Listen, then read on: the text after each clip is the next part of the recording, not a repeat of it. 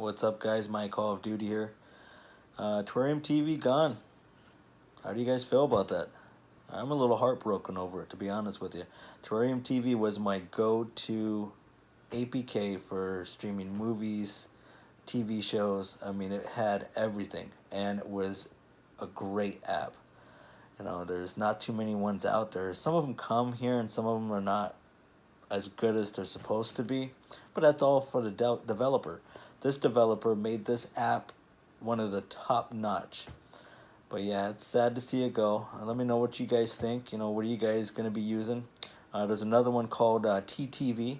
I'll leave the link down below. It's a great one. It's not as good as Terrarium TV, but somebody might be able to create a mod for it and continue his legacy, or another developer might create something else that's even better than Terrarium TV.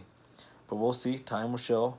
In this part of the streaming world, things come and go all the time. I mean, look at Cody. Cody was the top one to go to. Now it's like dead. But let me know what you guys think. If you guys found another good one, put it in the description down below. But remember to like, share, and subscribe. And I'll see you guys next video. Have an awesome day now.